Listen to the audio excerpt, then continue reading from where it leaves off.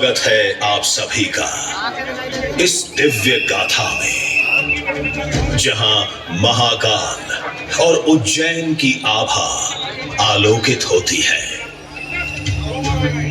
आपसे विनम्र अनुरोध है कि कृपया अपने मोबाइल फोन्स को साइलेंट मोड में डालें या स्विच ऑफ कर दें, ताकि आप इस प्रस्तुति का संपूर्ण आनंद बिना किसी व्यवधान के उठा सकें।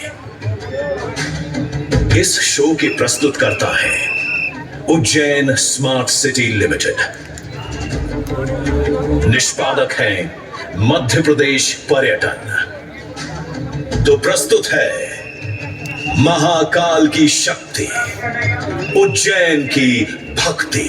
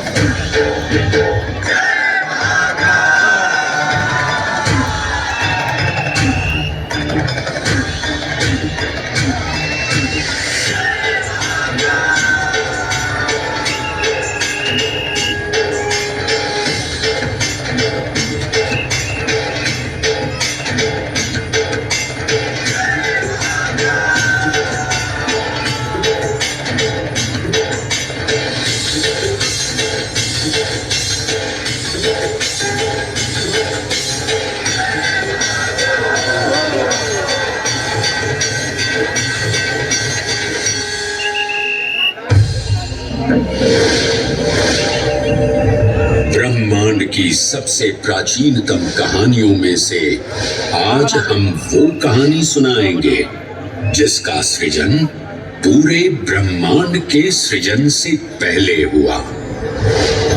तब न देव थे, न असुर, न जीव था, न जंतु, न जल था, न अग्नि, न वायु, न भूमि। समष्टि के शून्य में विराजती एक शक्ति, कालातीत और कालों के नियंता।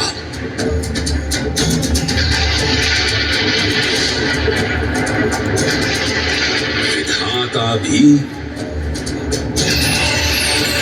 और विध्वंसक भी, अखंड, अचल, अविनाशी। ये कथा है उस महादेव के महाकाल स्वरूप की, जो सृष्टि के आरंभ भी हैं और काल के आगमन भी हैं। वे ही काल के सृजन करता और नियंत्रण करता भी हैं।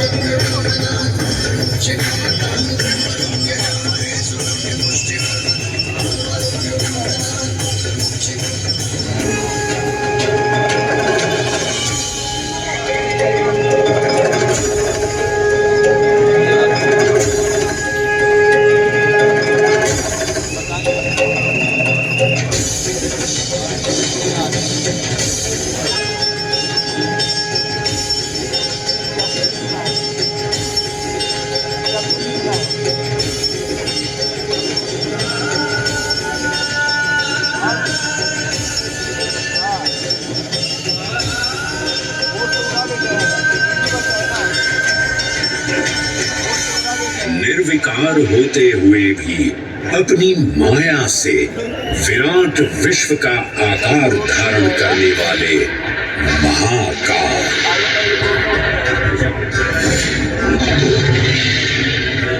मेरुगिरी को धनुष और भगवान विष्णु को बाण बना दैत्यों के 3 पुरों का नाश करने वाले महाकाल।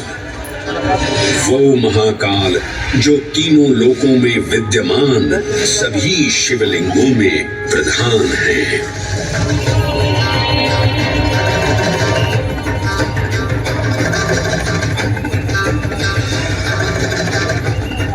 वो महाकाल जिनके त्रिशूल की तीनों नोकों से काम, क्रोध और लोभ पर नियंत्रण होता है, जिनके मस्तिष्क पर चंद्र शीतलता का प्रतीक है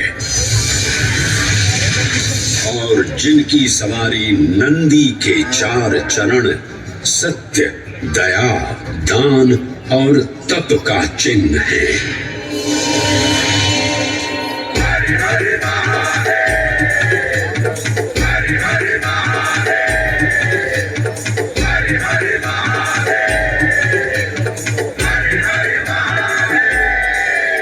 न पुण्यं न पापं न सौख्यं न दुःखं न मन्त्रो न तीर्थं न वेद न यज्ञः अहं भोजनं नैव भोज्यं न भोक्ता चिदानन्दरूपः शिवोऽहं शिवोऽहम्।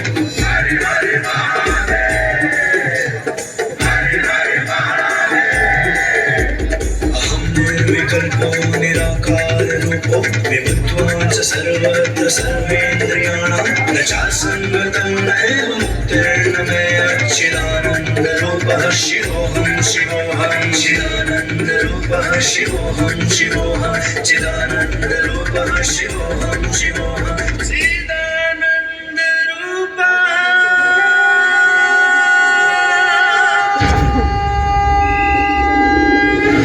वराह पुराण में कहा गया है, नाभिदेशे महाकालस्तन्नाम्ना तत्र वै हरः, अर्थात नाभिदेश उज्जैन में स्थित भगवान महाकालेश्वर तीनों लोकों में पूजनीय है।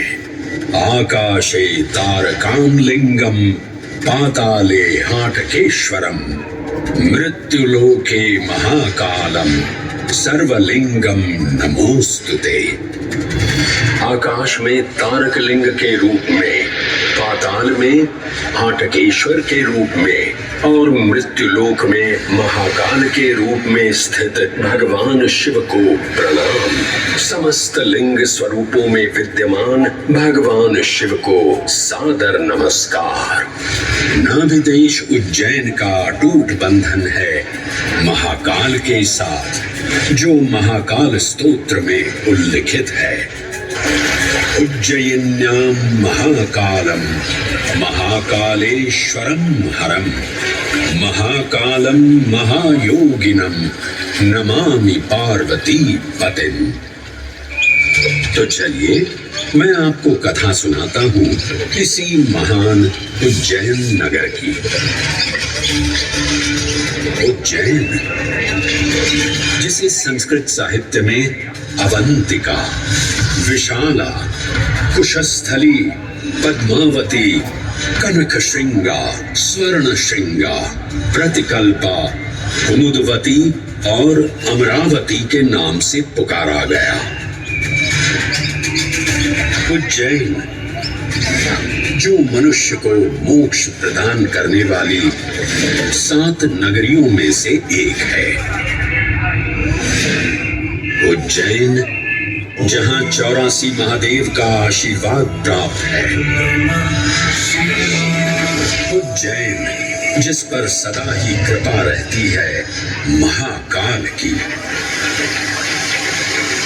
यहाँ सतत क्षिप्रा नदी की निर्मल धारा बहती है। डमरू के नाद से जीवन को ऊर्जा मिलती है। घंटियों की झंकार मन को आनंदित करती है और यहाँ का आकाश शिव आशीष स्वरूप है। श्मशान ऊषर क्षेत्र पीठम तू मनमेव च पंचकैत्र न लभ्यते महाकाल पुरद्दते। अर्थात यहाँ पर श्मशान, ऊषर यानी अनुपजाऊ भूमि, क्षेत्र अर्थात पवित्र भूमि, पीठ यानी शक्ति स्थान और मन अर्थात आध्यात्मिक शांति का स्थल पांचों एक ही स्थान पर उपलब्ध है। ये संयोग महाकाल की नगरी उज्जैन की महिमा को और गरिमामय बना देता है। उज्जैन के इस अलौकिक स्वरूप से प्रभावित हो महाकवि कालिदास अपने काव्य मेघदूत में लिखते हैं, हे जलधर, यदि महाकाल के मंदिर में समय से पहले तुम पहुंच जाओ तो तब तक वहां ठहर जाना जब तक सूर्य आंख से ओझल न हो जाए। शिव की संध्याकालीन आरती के समय नगाड़े जैसी मधुर ध्वनि करते हुए तुम्हें अपने धीर गंभीर गर्जनों का पूरा फल प्राप्त होगा। ये संध्या आरती जिसे कालिदास ने सराहा है अत्यंत महत्वपूर्ण है, क्योंकि ये वो प्रहर है जब सभी देवी देवता गंधर्व यहाँ उपस्थित होते हैं।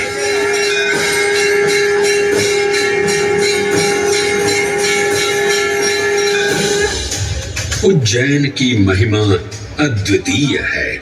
सतयुग, त्रेता युग, द्वापर युग और कलयुग, हर युग में इसका अप्रतिम महत्व रहा है।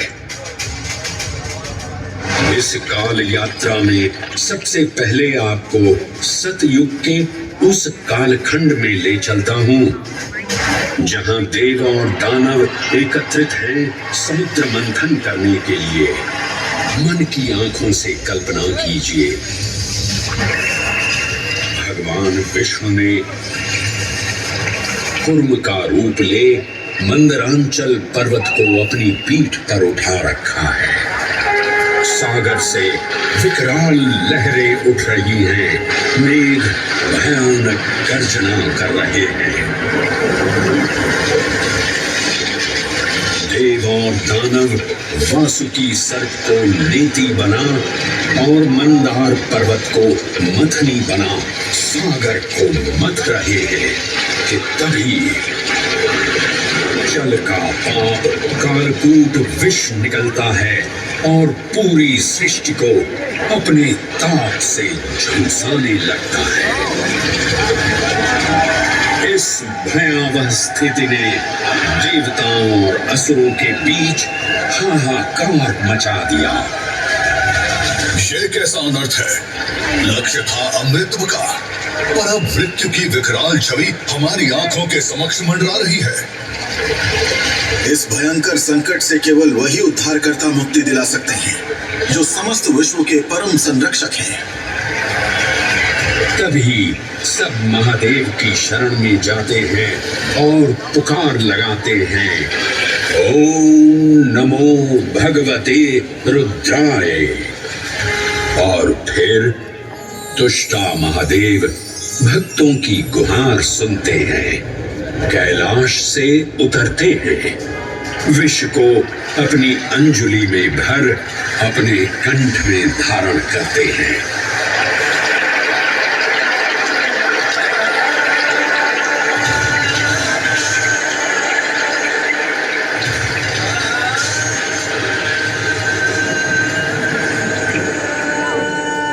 अंततो गत्वा सागर मंथन से अमृत कलश प्रकट होता है। जैसे ही अमृत प्रकट हुआ, दानवों ने इसे केवल अपने आधिपत्य में लेने की आकांक्षा प्रकट की और संघर्ष छिड़ गया। आज यदि हम इस अमृत को प्राप्त कर सके तो हम देवताओं पर हमेशा के लिए प्रभुत्व स्थापित कर पाएंगे। अमृत अपात्र हाथों में ना जा पाए, क्योंकि ये अपनी शक्ति का असीम दुरुपयोग करेंगे। इस अराजकता के परिणाम स्वरूप अमृत की कुछ बूंदें छलकी और पृथ्वी तक पहुंच गई। 4 स्थलों पर स्पर्श हुआ इन बूंदों का, हरिद्वार, प्रयागराज, नासिक और उज्जैन। अमृत की इन्हीं बूंदों के कारण उज्जैन में हर 12 वर्ष पर कुंभ सिंहस्थ मेले का आयोजन होता है। भगवान शिव की लीला देखिए, लोक कल्याण के लिए स्वयं विषपान किया और अपनी नगरी पर अमृत वर्षा करवाई। अमृत की पावन बूंदों से अभिसिंचित ये दिव्य उज्जैन भूमि रामायण के पृष्ठों में भी सम्मिलित हुई। सतयुग के बाद त्रेता युग में माता सीता की खोज में वानर सेना का यहाँ आगमन हुआ।